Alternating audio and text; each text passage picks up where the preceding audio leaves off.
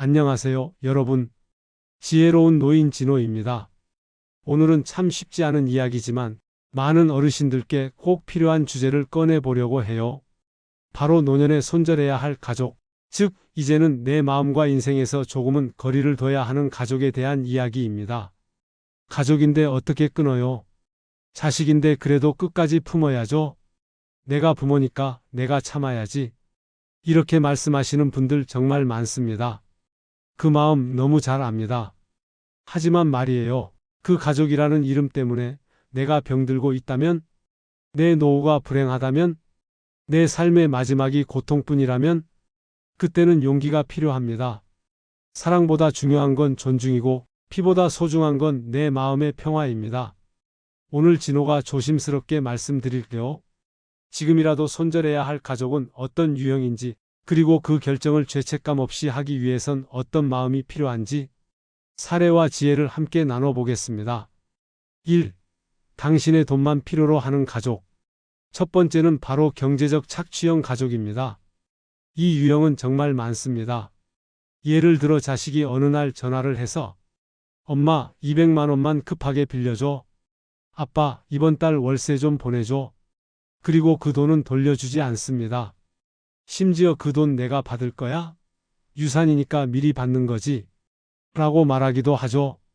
서울 서초구의 76세 박 할머니는 남편이 돌아가신 뒤 자녀들에게 1,500만 원 정도를 생활비 명목으로 보냈습니다. 처음엔 어렵다니까 도와준 거죠. 그런데 3년이 지나도록 그 돈은 당연한 거 아니야? 라는 반응. 정작 본인은 병원비가 부족해서 신용대출을 알아보게 된 겁니다. 여러분, 도움은 할 수 있지만 이용당하면 안 됩니다. 사랑은 조건 없이 줄 수 있지만 반복되는 경제적 요구는 관계가 아니라 거래입니다. 내가 안 주면 미안해서 잠을 못 자. 이런 생각이 드시죠? 그런데 그 생각을 이렇게 바꿔보세요. 내가 이 돈을 주면 나의 평온한 노후가 무너진다. 그게 사실입니다. 2. 말로 상처 주는 가족. 두 번째는 감정적으로 학대하는 가족입니다. 이건 정말 위험하고 가장 은밀하지만 강력한 고통이에요.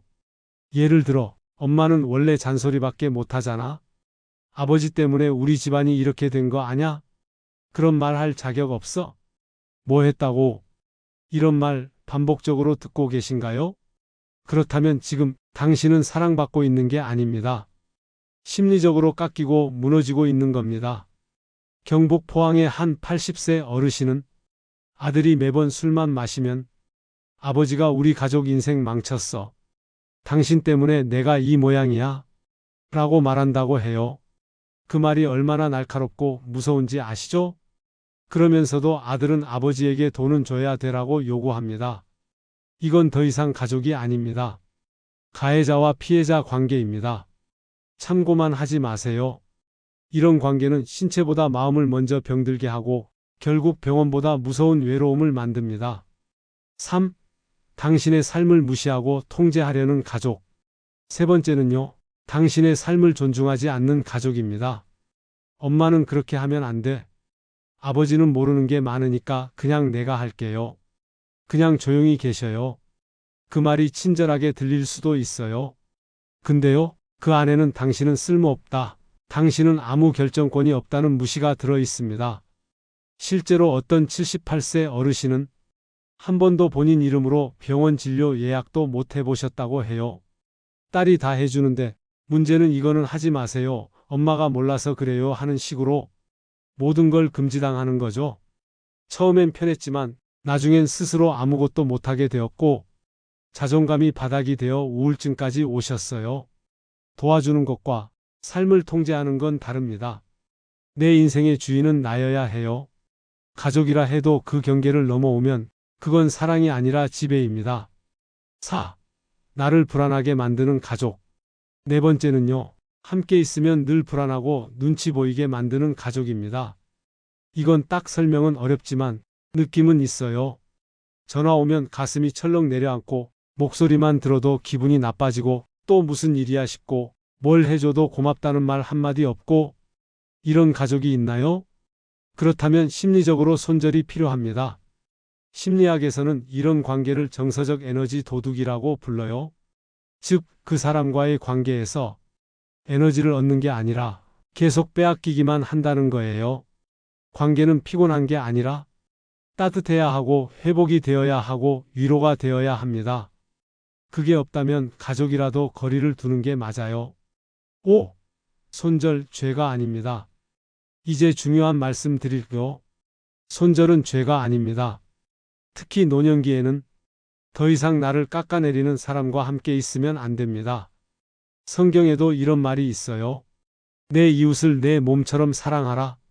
그 말의 진짜 의미는 내 몸을 먼저 사랑하라는 뜻입니다. 내가 지쳐있고 무너져 있고 고통 속에 있다면 그 누구도 제대로 사랑할 수 없어요. 그래서 이제는 나 자신을 지키기 위해서라도 어떤 관계는 정리하고 거리를 두는 연습이 필요합니다. 그렇다면 어떻게 손절해야 할까? 더 이상 이 관계가 나에게 상처가 됩니다. 저는 제가 아픈 관계에선 벗어나기로 했습니다. 당분간 연락을 줄이겠습니다. 제 삶을 지키고 싶어서요. 이렇게 말할 수 있어야 해요. 그리고 혼자서 어렵다면 복지관 상담사, 심리상담소, 교회 목사님, 종교 상담자와 함께 해도 좋습니다. 여러분, 가족은 내 삶을 힘나게 하는 존재여야지 내 삶을 무너뜨리는 이유가 되어선 안 됩니다. 가족은 나를 지켜주는 울타리여야지 나를 가두는 감옥이 되어선 안 됩니다. 지금 당신 곁에 있는 사람이 피부치라는 이유로 당신을 상처내고 당신의 삶을 작게 만들고 있다면 이제는 거기까지입니다. 그만입니다. 이제는 제 인생을 지키겠습니다. 라고 말할 때입니다. 여기까지 지혜로운 노인 진호였습니다. 오늘이 당신의 가장 젊은 날입니다. 마음을 지키는 용기를 가지세요. 그리고 행복하세요.